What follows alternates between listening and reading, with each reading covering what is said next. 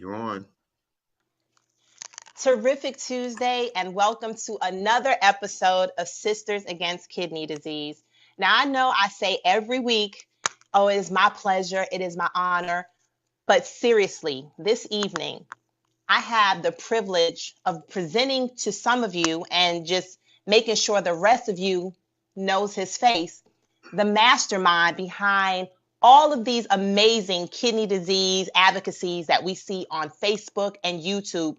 You know him, you love him, but this time we're going to actually turn the tables on him and allow him to tell his story and what motivates him to be the awesome force that he is for chronic kidney disease.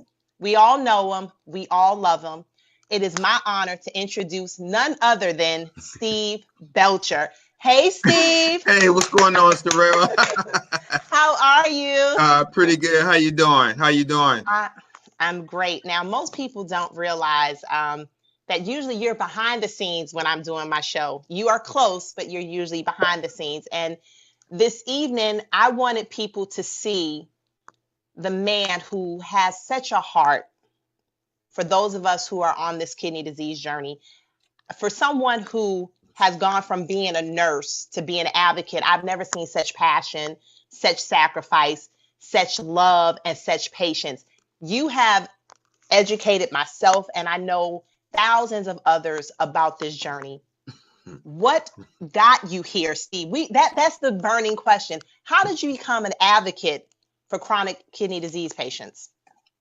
Well, it all started, and I didn't know this was going to be my journey, but it all started back in 1985 when I got out of the military in Texas. I wasn't doing medical. I was a grunt. And at the time I was married, and me and my wife, we moved from Killeen, Texas to Austin.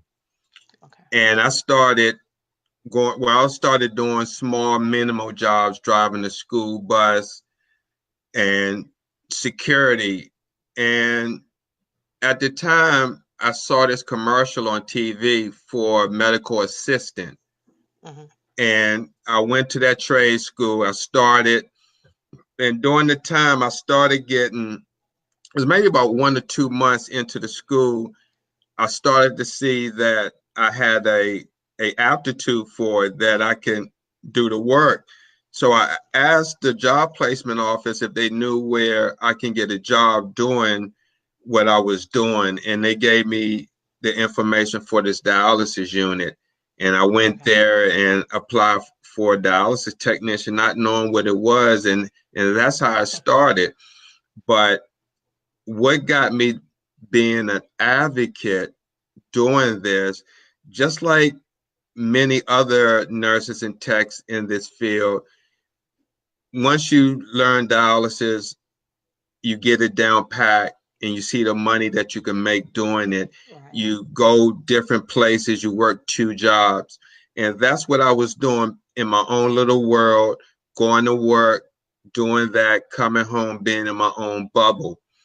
It wasn't until 2014, 15, where I worked at a dialysis center one day. It was a 30-chair unit in the county, and I always worked at this facility. And it wasn't until this day where I stood in the middle of the floor, just looking around, not for any particular reason, just making an assessment. And I noticed every 30 chairs in the circle that I looked around, every person was Black sitting in the chair. All the staff was Black. And the only person that stood out was a white female nurse who was the other charge nurse opposite of me.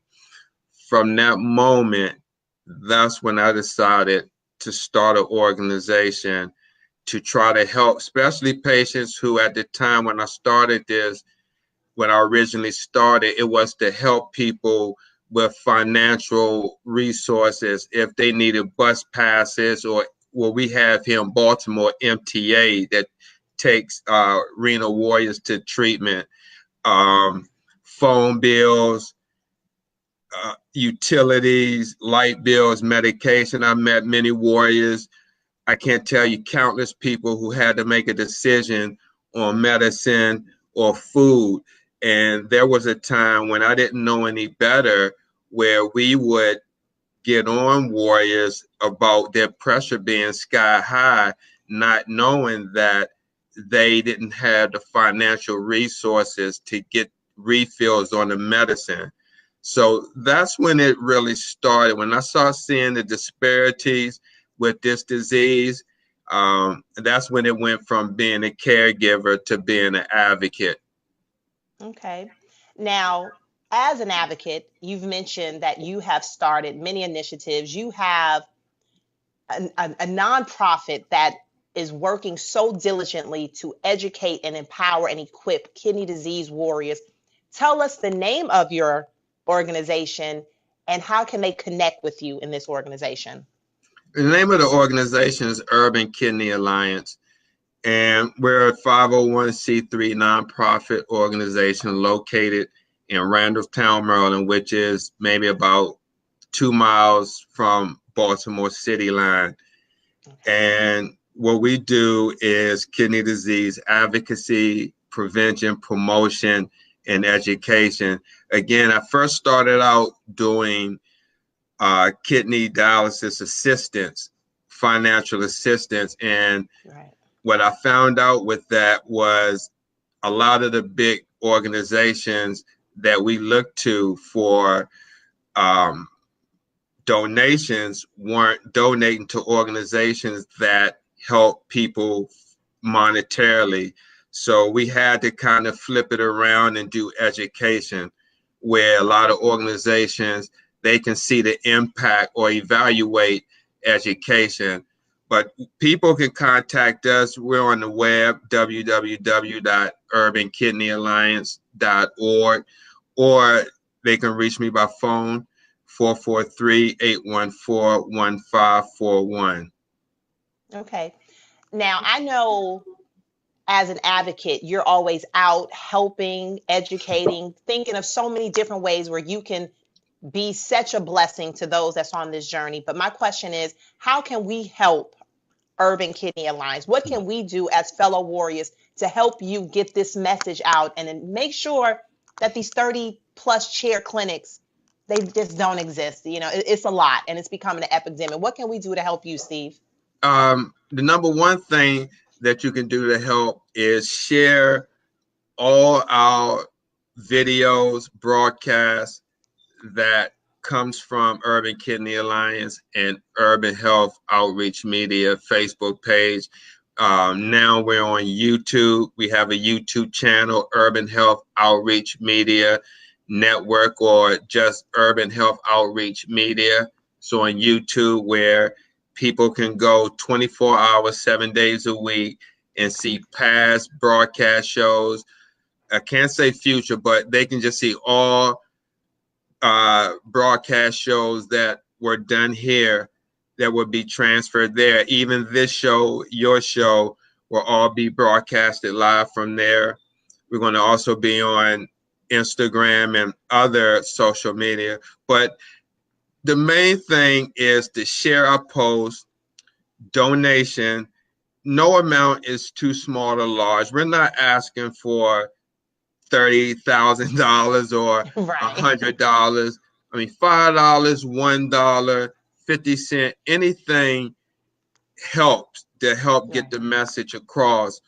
And also what they can do is tell their family members and just share and get the word out about kidney disease. As Rena Warrior said in our last show, kidney disease is the 9th leading cause of death in the United States. But yet a lot of people don't know about this disease, and they don't know until it hits their family or themselves. And then at that time, it's too late to do anything about it. And then they become, you know, a person has to wait on the list for an organ. Right. And as somebody who's on that list, I definitely know that story well. Why do you think that kidney disease is becoming such an epidemic now? Like, why now? You know, that's a good question. I had to ask myself too, and I kind of look back and reflect. I think it's a culmination of our eating patterns Mm-hmm. the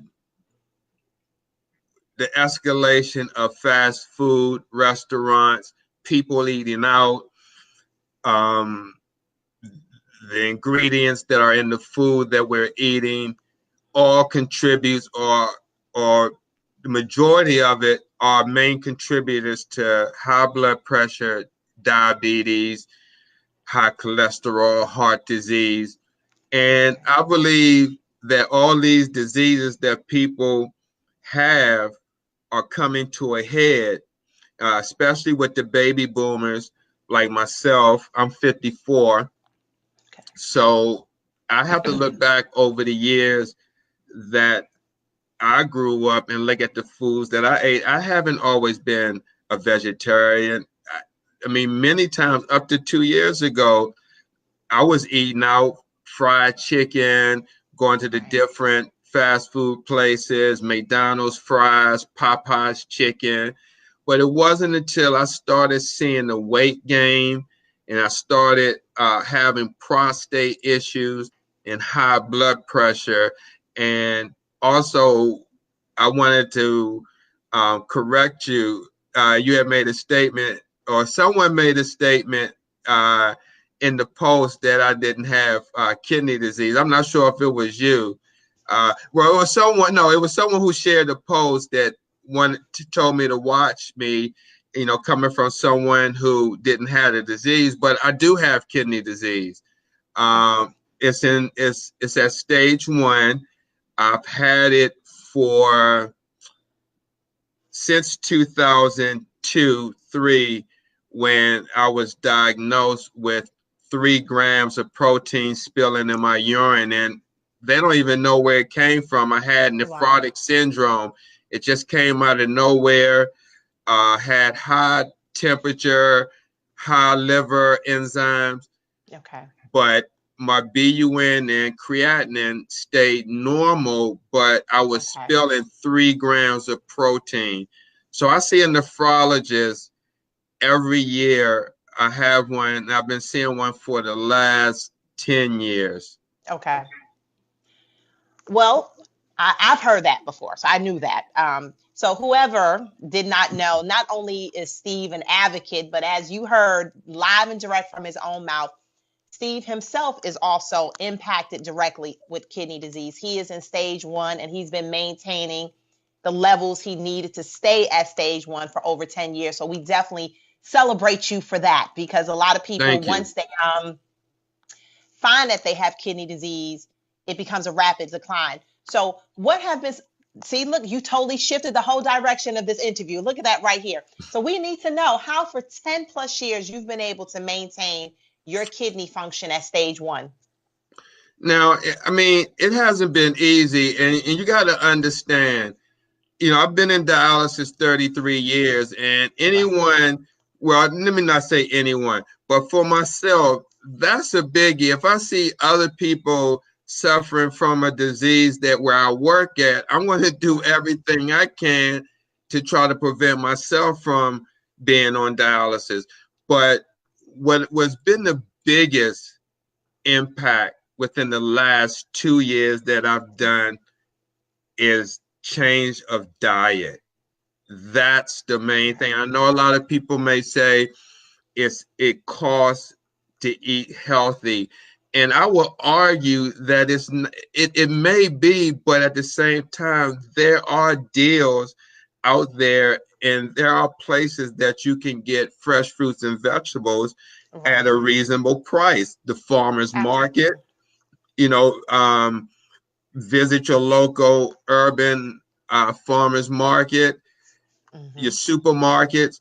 And see, Cyrell, the thing is, what I learned is that now I eat to feed my cells. I don't eat for emotion. Like, I don't just go and get food because I say I'm hungry and eat 4 or 5 meals like that.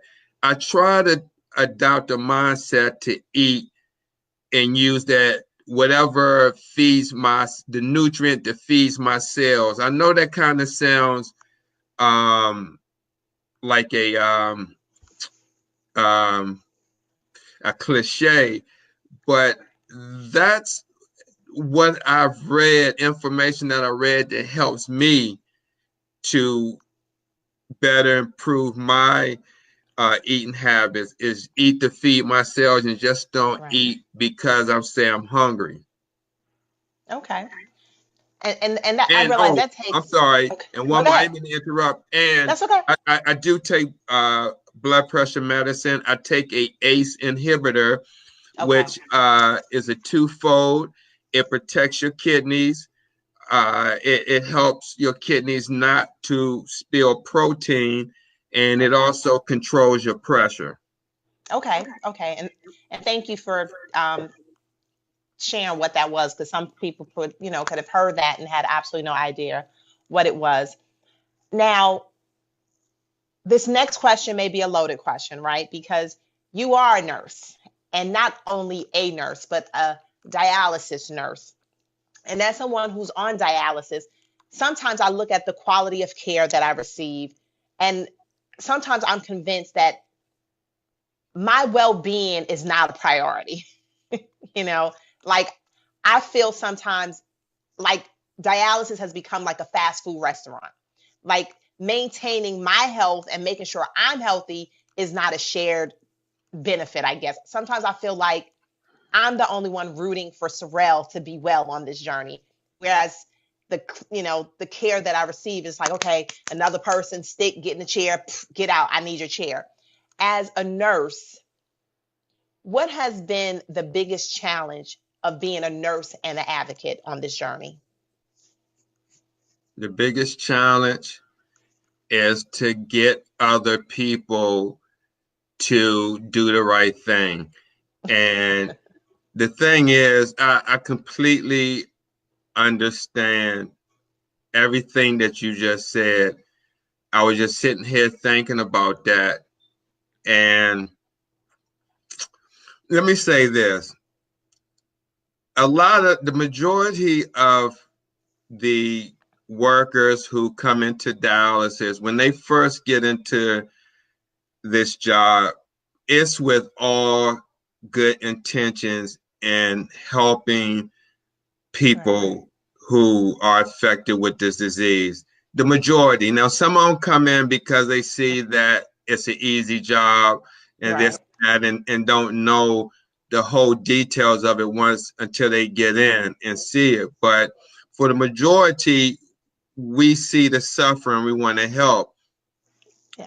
What happens, Cyrell, is during these times when we're trying to work, you have management and the company policies that are so outrageous. You have Right. people who are sitting up in offices that we don't see that are creating policies and want certain things, processes to happen. Like they want the clinic to uh, maintain a certain number or quota.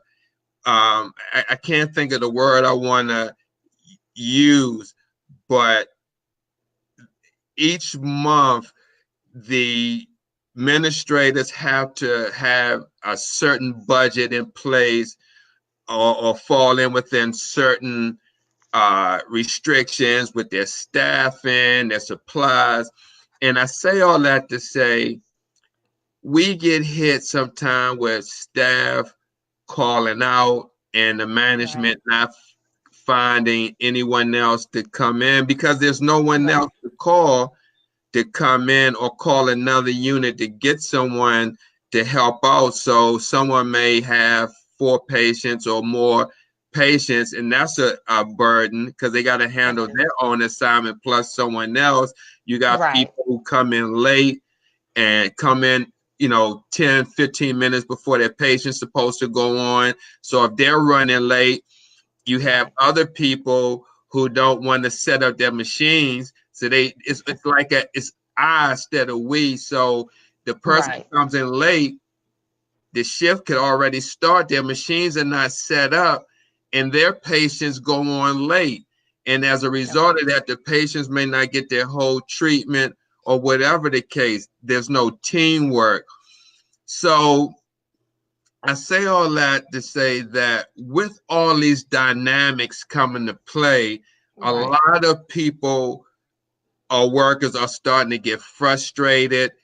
Then during that frustration, they may come and they may be trying to do the best they can, and then they come to work on a patient, and the patient may be having a bad day and may snap on that person, and rightfully understandable based on what the situation is. We don't know what someone has encountered before they came into dialysis. We just see them when they come in the door, we speak, and then the relationship develops. But we don't know, at least I don't know. So I try to treat every situation generic because I don't know. Only thing I can say is how you doing, how was your day, and start from there and go on with your treatment. But with other people who's doing this job, they may not can't handle the pressures of this job, and it may get to a point where they may just see, you or someone else as another number, or just going in, getting that done and getting out of there. And matter of fact, just to take it a step further, there are staff. Well, I don't know if you notice or not, and this is in any health place. I've seen it even as a patient, and I've seen it working, that you have people when they make assignments for who they want to assign a technician to. You have techs who say, no, don't give me that patient, give me this patient. I don't want that. I don't want that person because they this, they that.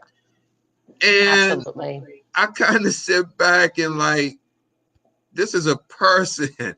I mean, regardless of what or how this person is, they still have to be treated with respect. Now, granted, there has been times where I went to a unit and all I did, someone told me that a person wanted some Tums.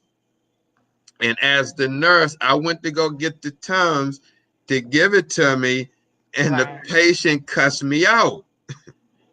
He called me an MF, and he told me to get the F away from him. And that's what I did. That's what I did because he didn't want me around him. He didn't want me, and he didn't know me. But again, this disease affects people with mental illness. It doesn't have no name on it. So I have to respect that and let the staff people who normally deal with this gentleman on a regular basis deal with them. I didn't get mad or get upset because he didn't want me to do that. I respected that. And I say that to say as well, you have staff member who warriors may come in and request someone else to stick them, and you have people who get offended behind that.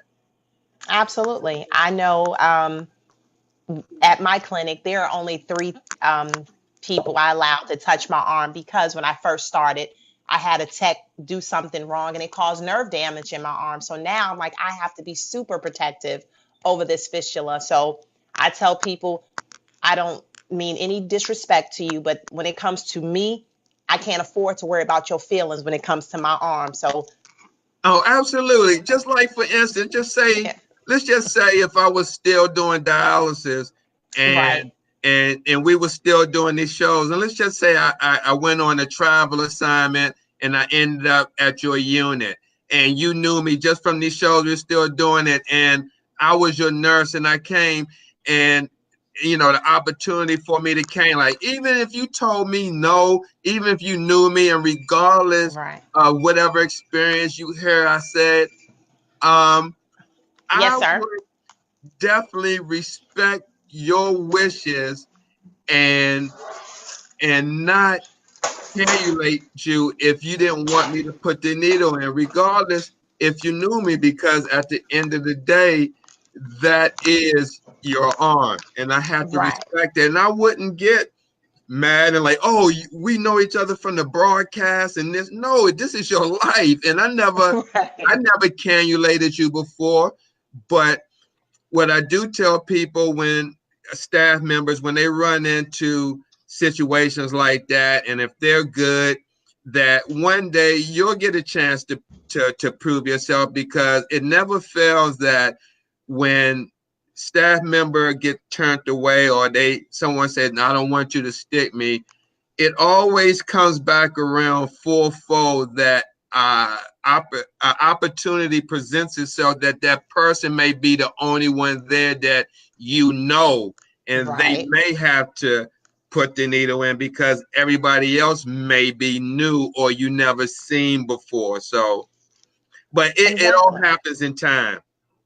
Absolutely. It's so funny. The expression says, time flies when you're having fun, right? 30 minutes goes like this. Steve, it does. What would be your takeaway? What do you want people to take away from getting to see and know you? What is the heart of your message, and what can we leave them with this evening out of your own mouth, Steve? Sure. What I would tell people, or give the takeaway I would want you to take from this message, is if you know someone, or if you're dealing with kidney disease, or if you know anyone that has diabetes, hypertension, cardiac issues, heart failure, any chronic disease that can lead to kidney disease, please share our information with them, because all we want to do is just educate the population, so no one gets caught with, excuse the expression, their pants down, or at the last moment knowing that they had kidney disease when they could have did something about it years ago or months ago, but failed to get the education needed to combat kidney disease. Again, diabetes and high blood pressure are the leading causes of kidney disease. The two leading causes: diabetes type 2 and hypertension, both preventable diseases. There's no way anyone should be walking around here 5 to 10, even 3 years with type 2 diabetes. It's preventable. So please take our message serious. This is no joke. Kidney disease is on a rampant. There are clinics being built as I speak right now. They're not going away. There are just going to be more. So please be mindful of what you eat. No one's asking you to be a vegetarian, but just watch the meat that you're ingesting, the fast foods you're ingesting, and try to incorporate fresh fruits, vegetables, and water in your diet, and hopefully you would see a change. And exercise. That's very important. Steve, I appreciate you, and I'm so thankful for all that you do for those of us that's on this journey. You are such a source and resource of information and encouragement and love and support. Not only do you help push, you know, what you're doing, but you super support other people on this journey. You're sharing their stories. You're making sure that their message is being told. And I think that's what sets you above and apart from others. It's not selfish. You're not like, look at my organization, join me. You have such a heart for people that you see somebody in need, or you see somebody asking for support, you are 1000% on it. And you're now, this is just Cyrell speaking, and I hope those who are watching share the same sentiment. You are such a phenomenal person. To hear you speak, it's not a gimmick, it's not a game. You're not looking to get rich off of this. You have a 1000% heart to make sure that nobody else has to sit in that chair. And if they're in that chair, they're not ill equipped to handle that journey. And it is such an honor. to just work with you and to see how you do it. I don't know if people are looking behind you, but right behind you, you are thinking of ways constantly how to help and bless and get this message out. It's not a game, it's not a gimmick. So those who watch the broadcast, not just this one, but everyone that Steve puts out there, it is always to empower and it's always to equip. He never leaves a story without making sure you know how to be the best version of yourself on this journey. He provides hope. He provides encouragement. If he doesn't know, he's so wise that he'll connect you with somebody who does know. And you know what? He's never selfish with your resources. Anything that you have, you share freely. And it is my prayer that as you continue to give out, God would overwhelm you with all the resources that you give out. And for those who don't know, Steve has been doing this 1000% on his own, right? Like he has people that, come alongside of him, but this is 100% his heart.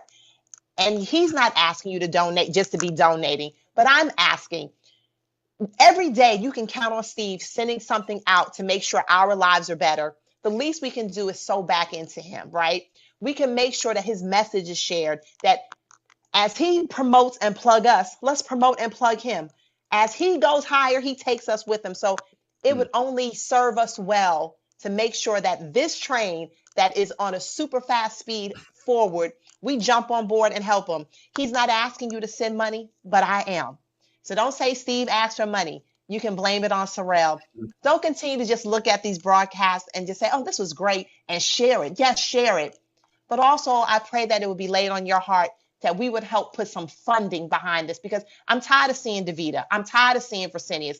Every time I go to treatment, there's a new person there, and that breaks my heart because dialysis isn't for the faint of heart. So if anything we can do to make sure we stop somebody else from having to live this life, I'm all for it. So please support him. Get the message out, but he can't do it just by word alone. It takes money. And let's sow into that. We take for granted that he's always going to be here because Steve is on it. But let's have his back. Let's not just say, good job, Steve, and then we turn it off. Let's say, good job, Steve, and our actions. Let's support. He has T-shirts. He has so many healthy products that we use every day. Why not support him and get it from him? And also, stand behind him. Get in front of him. Push him. Pray for him. But also, drop a little money behind this advocacy. I'm going to say it for Steve, right? Wow. Because I know he saw my story and he reached out to me, and here we are every week. That's the type of person he is. So let's not let him fall, no fail. You have no idea how much he has sacrificed to do what he does. So let's support him. Let's be behind him, and let's make sure that Steve knows we have his back 1000%. And like he said, 50 cents, a dollar, whatever. If we all put 50 cents together, guess how much money we will have? Get the word out, get the message out, but let's support him. If you have not purchased a T-shirt, please, I'm asking you to connect with him right now and get you a T-shirt. Steve, you rock. I'm totally team Steve. Thank you for all that you do, and I can't wait to see what we continue to do on this journey, sir. You are amazing. Hey, Cyrell, Yes. let me just say this before I go. Damn, I mean, you kind of brought some tears in my eyes. They're not falling, but thank you for that. I never looked at it from someone else's perspective because I'm just doing what I do. So I never looked to see how it impacts anybody. But just hearing the things that you're saying, and it gave me goosebumps to know that it is making a difference in people's lives. And I really, seriously, from the bottom of my heart, thank you for that heartfelt message that you just said. Thanks. Absolutely. And please know it does. You're giving voice to those of us who felt so voiceless on this journey. Please know that. Look at the groups that you're helping to form and start. Even though I wasn't new, but I was still new. I was a year in. And the fact that you wanted to share my story, I'm like, me? You've given so many of us a platform. And even if we didn't join your show, you've given people hope and boldness to share their story. And that's what your legacy is. You have been fire underneath the backside of so many of us on this journey. So you're awesome, Steve. So thank you. Thanks, Cyrell. I appreciate that. I definitely do. Yeah. All right. Now let's get these T-shirts sold. We need them. I'd rather see those t-shirts than them little blue and yellow blankets I get at treatment. I promise you, or them little headphones. Absolutely, absolutely. That's what. Everybody on dialysis know about them little blankets and them little headphones, right? They're Hmm. making money off of our illness. We need to be empowered and make sure that we put an end to that. And that's what you're doing. So I want us to get 100% behind you. The money we spend on snacks to sit in that chair, we can be putting in educational reforms and things like that. So let's be amazing on this journey, Steve. Let's do that. Let's do that. Thanks, Cyrelle. Thanks for having me on your show. Thank you for coming from behind the camera to jump in front and sit down and talk with me, Steve. All right, I'll let you end your broadcast. Okay. Thank you.